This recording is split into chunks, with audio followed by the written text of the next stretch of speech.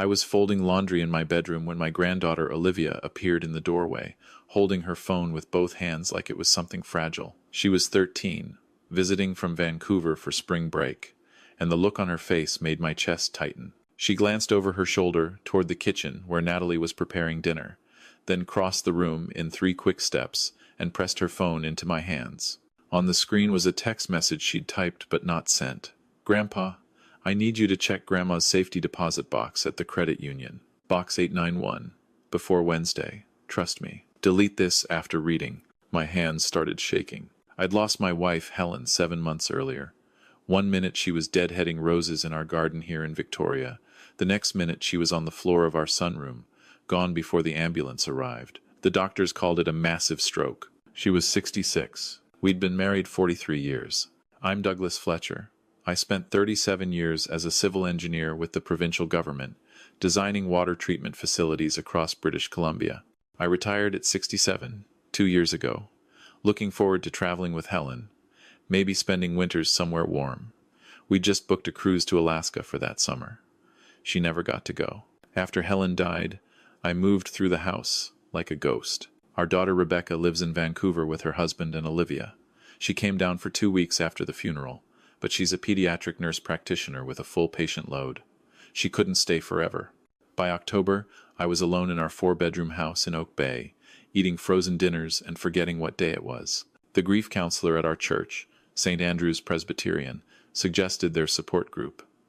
That's where I met Natalie Warren in November. She was 41, a professional counselor who volunteered with the program. Soft-spoken, organized, always dressed in calming colors like sage green and dove gray. She had this way of asking questions that made you feel heard. Within 3 weeks, she was stopping by my house twice a week, just to check on me. By December, she was helping me sort through Helen's belongings, a task I couldn't face alone. By January, she'd moved from helpful to essential. She organized my medications, helped me file insurance paperwork, accompanied me to lawyer appointments about the estate. She made casseroles. She brought herbal tea that she said would help me sleep. She knew which bills needed paying when. I was grateful. Rebecca was relieved. Everyone at church said how lucky I was to have such dedicated support. But there were small things, tiny things I told myself didn't matter. Helen took her tea with honey and lemon. I'd made it for her 10,000 times. Natalie made me tea the same way without me ever telling her how Helen liked it. When I mentioned it, she said she'd noticed the honey pot by the kettle. Reasonable. Helen kept our important documents in a wooden filing cabinet in my study. After she died, I noticed things had been moved, papers in different folders. Natalie said she'd been helping me organize. Reasonable. My friend Gordon from the yacht club called in February to ask if I was selling my boat. I wasn't. He said someone had listed it on a marine classified site. I checked, and there it was, my 1,987 Catalina 30. Posted for sale 3 days earlier with my phone number. I took the listing down and changed my passwords. Natalie suggested maybe my email had been hacked. Reasonable. By March, Rebecca was worried enough to send Olivia down for spring break, just to spend time with Grandpa, she said. But I heard the unspoken part. Olivia arrived on a Friday afternoon. She's quiet like her mother, observant. She settled into her usual guest room and didn't say much over dinner. Natalie had made roast chicken with vegetables, setting the table like she lived here. Olivia watched her move around our kitchen with practiced familiarity. That first night, after Natalie left around 9, Olivia sat with me in the living room. "Grandpa, did Grandma usually keep Tylenol in the bathroom cabinet?" "Your grandma didn't take Tylenol. She got stomach aches from it." Olivia nodded slowly. "There's a big bottle in there now, and some other stuff. Herbal supplements. Natalie brings those. She says they'll help with my blood pressure. Are you taking them?" "Sometimes. They taste strange, so I forget." Olivia was quiet for a long moment, staring at the framed photo of Helen on the mantel. Then she said goodnight and went upstairs. The next day was Saturday. Natalie came over mid-morning with groceries and a new casserole dish. She stayed for lunch, chatting about the church fundraiser, her sister's upcoming visit, a documentary she'd watched. Normal conversation. Comfortable. Around 2 o'clock, her phone rang. She glanced at the screen, excused herself, and stepped out onto the back patio to take the call. I was clearing lunch dishes. Olivia had been upstairs in her room, supposedly doing homework, but she must have come downstairs without me noticing, because suddenly she was beside me at the sink, gripping my arm. "Grandpa," she whispered, "the patio door is cracked open." I could hear her. "Hear what?" She said, "Phase 2 starts Tuesday, and the paperwork is almost ready, and after Wednesday, it's locked in." My stomach dropped. Maybe it was about a client. Then she said your name. She said Douglas signs on Wednesday. Then we move everything before the daughter notices. Olivia's eyes were huge. "Grandpa, what paperwork are you signing on Wednesday?" I tried to remember. "The power of attorney documents, I think. So Natalie can help manage things if I get sick." "Don't sign them."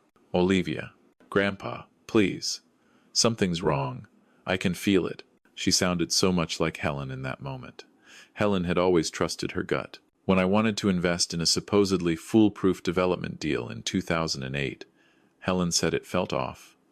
We didn't invest. The developer went bankrupt 6 months later. "Okay," I said. "I won't sign anything Wednesday." Olivia relaxed slightly, then tensed again. "There's something else.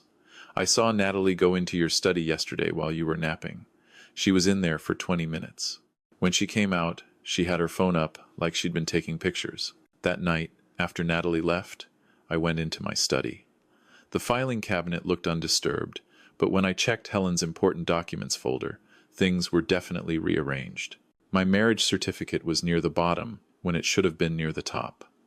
Helen's death certificate had a coffee ring on it that hadn't been there before, and my own birth certificate had a sticky note attached with a page number and arrow drawn in handwriting I didn't recognize. Not mine, not Helen's. I thought about Helen's safety deposit box. We'd opened it together 30 years ago at the credit union downtown. We kept our original house deed in there, the pink slip from my boat, some of Helen's mother's jewelry, and our wills. Helen had updated her will after her mother died in 2019. I hadn't looked at mine since we first wrote them in 1998. Box 891. I realized I didn't know where the key was. Helen had always kept it. I went upstairs to her jewelry box. The logical place. Not there. I checked my sock drawer, the kitchen junk drawer, my wallet. Nothing. Then I remembered. Helen loved books. She had a collection of first editions in the built-in shelves in our bedroom. Her favorite was a 1952 edition of The Old Man and the Sea by Hemingway. She'd inherited it from her father. I pulled it off the shelf. It was heavier than it should have been. Someone had hollowed out the center pages, creating a small cavity. Inside was a key on a simple ring, and a piece of paper folded in half. I unfolded it with trembling hands. Helen's handwriting. Dated 2 days before she died, March 14th, 2025. "Doug, if you're reading this, something happened to me. I don't think my dizzy spells are from blood pressure. I think it's the supplements Natalie brings. I feel worse after taking them, not better. I tried to tell you yesterday, but you said I was being paranoid. Maybe I am. But I'm hiding our safety deposit key here just in case. Check the box if anything happens. Check the will. I love you. Trust your gut like I taught you. H." I sat down hard on the edge of the bed. The room tilted. Helen had tried to warn me, and I'd dismissed her. I'd told my wife of 43 years that she was being paranoid, and 3 days later she was dead. My throat closed up. My vision blurred. I couldn't breathe properly. Olivia found me like that 10 minutes later. She sat beside me, took the note from my shaking hands, read it. Then she wrapped her skinny 13-year-old arms around me and held on while I cried harder than I had since the funeral. When I could talk again, I said, "We need to check that box." "Monday," Olivia said. "The credit union is closed tomorrow. We go first thing Monday morning." What do I tell Natalie? Nothing. Act normal. Don't sign anything. Don't eat or drink anything she brings. And Grandpa? We need to call Mom. Rebecca answered on the second ring. When Olivia explained, there was a long pause. Then, "Pack a bag, Dad. After you check the box Monday, you're coming to Vancouver." Rebecca. "No arguments. I'm driving down Monday afternoon. Whatever's in that box, we deal with it. Then you leave with me." That night I barely slept. Every creak of the house settling made me jump. I kept thinking about Helen's note, the dizzy spells, the supplements, the massive stroke that killed her in seconds. Natalie came by Sunday after church.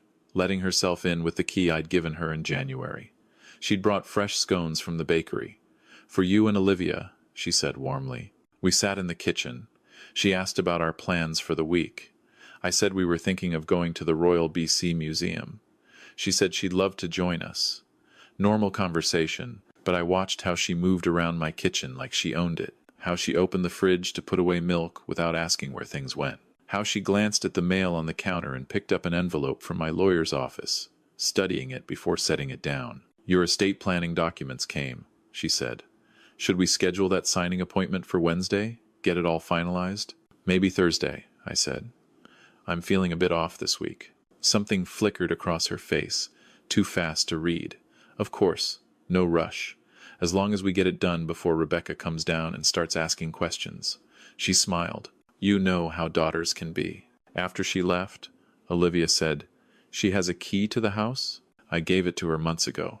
"Grandpa, we need to change the locks." Monday morning arrived with March rain, typical for Victoria. The credit union opened at 9. Olivia and I were there at 9 too, rain dripping off our umbrellas. The woman at the desk recognized me. "Mr. Fletcher, I'm so sorry about Helen. We all loved her here." "Thank you, Susan. I need to access our safety deposit box." She pulled up my account, verified my ID, and led us to the vault. Box 891 was near the bottom. She used the bank's key and I used Helen's, turning them simultaneously. The long metal box slid out. Susan left us alone in the small viewing room with a table and 2 chairs. I opened the lid. On top was a manila envelope with Douglas, read first written in Helen's handwriting. My hands shook as I opened it. Inside was a letter, dated March 15th, 2025, the day Helen died. "My darling Doug, I'm writing this at the kitchen table while you're at your dentist appointment, and Natalie thinks I'm napping. I'm not paranoid. I'm not confused. Something is very wrong.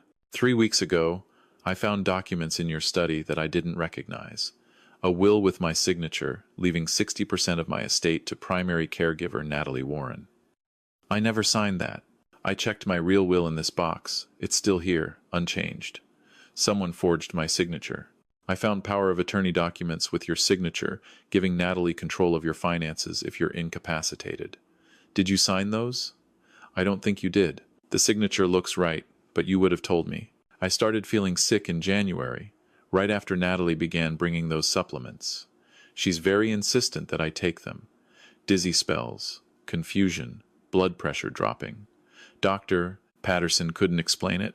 I stopped taking the supplements last week, and I'm starting to feel better. But I took one yesterday to test my theory, and within 3 hours I was dizzy again, seeing double, my heart racing. Doug, I think she's poisoning us both, slowly, making it look like natural decline in elderly people. You're 69. I'm 66. Who would question it? I've been researching her. Natalie Warren isn't her real name. I found her on Facebook under Nicole Westwood, with photos from 2019. Same face. That account mentions living in Alberta and working in estate management. I found obituaries. 3 elderly widowers in Calgary and Edmonton died between 2020 and 2023 within months of listing her as a caregiver or friend. All left substantial amounts to her. One daughter contested the will, but there wasn't enough evidence. She's done this before. She's doing it to you now. She tried to do it to me, but I stopped taking the supplements.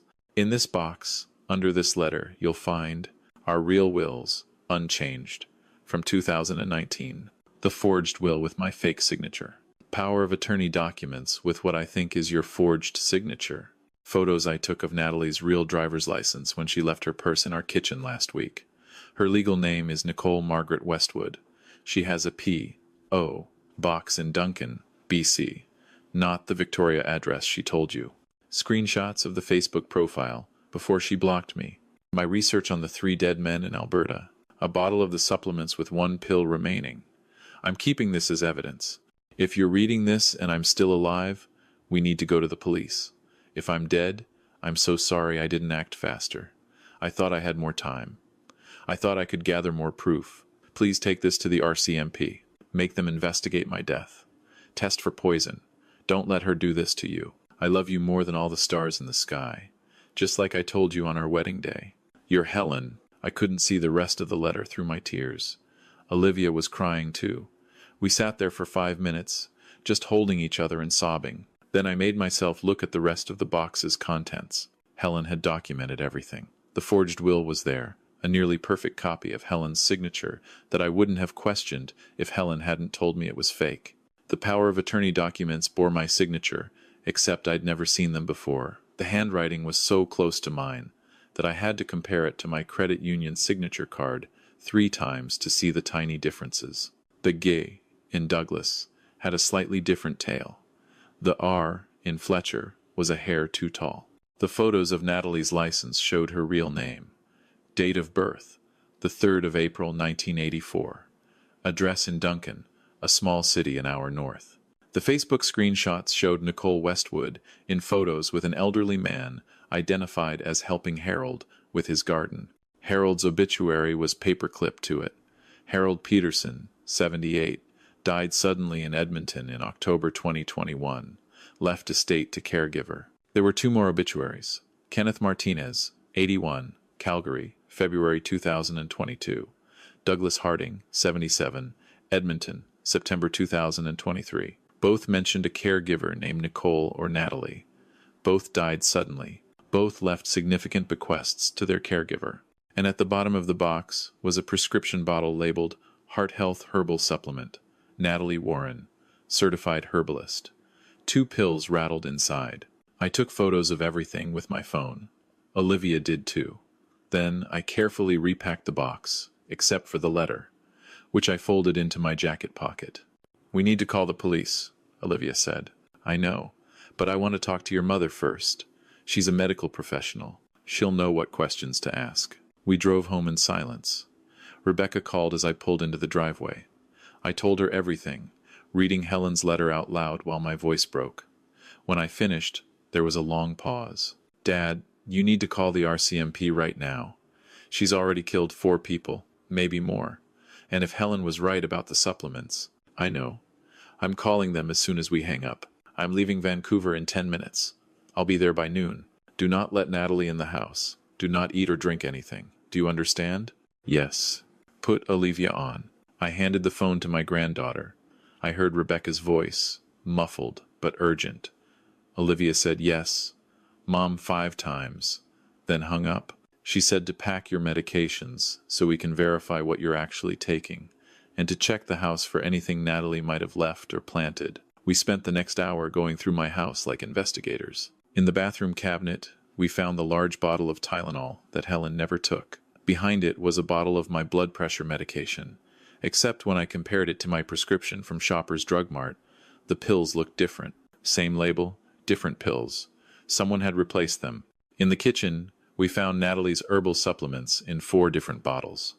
Sleep aid, joint support, memory enhancement, heart health. I'd been taking them sporadically since January, mostly when Natalie reminded me. In my study, I noticed my laptop was open. I always closed it.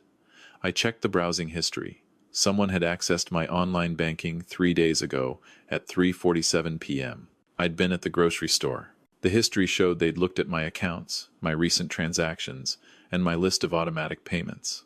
They'd also accessed a PDF of my will that my lawyer had sent me for review. We found a small notebook in the kitchen junk drawer, hidden under takeout menus. Natalie's handwriting. It was a log, dates and times and notes. Jan 15. DF took evening supplements. Mentioned dizziness next morning. Jan 23. HF very suspicious. Watched me make tea. Feb 2. DF signed papers but confused about details. Good sign. Feb 14. HF stopped taking supplements. Problem. Need new approach. Feb 28. HF deceased. Stroke. No autopsy. Next phase. She'd logged my wife's death like a business transaction. I called the RCMP detachment. The officer who answered took my information and said someone would call me back within the hour. I said it was urgent, that I had evidence of multiple murders. She said a detective would contact me shortly. 45 minutes later, Detective Sarah Morrison called. I explained everything, reading portions of Helen's letter, describing what we'd found. She listened without interrupting. When I finished, she said, "Mr. Fletcher, I'm going to come to your house right now with another detective. Don't touch anything else. Don't let anyone else into the house. If Natalie Warren or Nicole Westwood contacts you, don't tell her about this conversation. Can you do that? Yes. I'll be there in 20 minutes. She arrived in 18 minutes with Detective James Kowalski. They were both in plain clothes, both deadly serious. We sat in my living room and I showed them everything. Helen's letter. The contents of the safety deposit box, photographed but returned to the bank. The supplements, the fake medication, the notebook, my laptop history. Detective Morrison photographed everything. Detective Kowalski took my statement, then Olivia's. They bagged the supplements and the medication bottle as evidence. Mr. Fletcher, Detective Morrison said, how well did you know Helen before you married her? We met in university. We dated for 3 years before getting married. Why? I need to ask a difficult question. Is there any possibility Helen wrote this letter but wasn't thinking clearly? That she imagined this threat? I looked at her steadily. My wife was a retired chemistry teacher. She was sharp until the day she died, and she died exactly the way this letter predicted she might. So no, Detective, she wasn't imagining anything. Detective Kowalski pulled up something on his tablet. Nicole Margaret Westwood, born 1,984 inches Kamloops. Previous addresses in Calgary, Edmonton, Red Deer, and Duncan. No criminal record, but she's been named in 2 civil suits related to estate disputes, both settled quietly. We had a file on her in Edmonton but couldn't prove anything. So you knew she was dangerous? We suspected. But suspicion isn't evidence. You've given us evidence. He looked at Detective Morrison. We need to move fast. If she realizes he's onto her, she'll run. They made a plan. I would text Natalie and say I wasn't feeling well, that we'd need to postpone Wednesday's signing until next week, normal enough not to raise alarms. They'd use the next 2 days to build their case, get warrants, bring in toxicology experts to test the supplements. Then they'd bring her in for questioning. What about Helen's autopsy? I asked. Can you test for poison? We'll petition for an exhumation order, Detective Morrison said gently. But that takes time. For now, the evidence in this notebook and her own pattern of behavior is strong. The bottle of supplements with Helen's research notes is particularly compelling. Rebecca arrived while the detectives were still there. She hugged me so hard I couldn't breathe. Then she turned to the detectives. I'm a nurse practitioner. I want to see the medication bottles and the supplements. They showed her. She examined each one carefully, holding the pills up to the light. These aren't atorvastatin, she said, pointing to my supposed blood pressure medication. Wrong size, wrong color. These look like a generic blood pressure medication, but at a much higher dose. If he'd taken these consistently, he'd have dangerous hypotension, dizziness, falls, potential stroke. That's what happened to Helen, I said quietly. Rebecca's jaw tightened. And these supplements.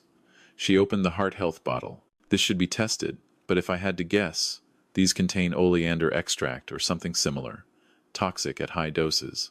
Causes cardiac arrhythmia that looks like natural heart failure in elderly patients. Detective Kowalski wrote that down. Would you be willing to provide expert testimony? Absolutely. They left with evidence bags full of pills and papers. Rebecca made tea, real tea, and the 3 of us sat in silence. Grandpa, Olivia said finally. Grandma saved your life. You both did, I said.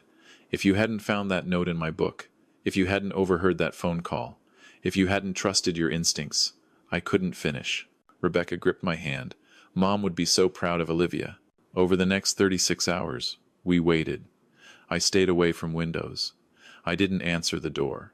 Natalie texted twice on Tuesday. Hope you're feeling better, and let me know if you need anything. And I responded with brief, friendly messages. Much better. Thanks and will do. Wednesday morning, Detective Morrison called. We're bringing her in this afternoon.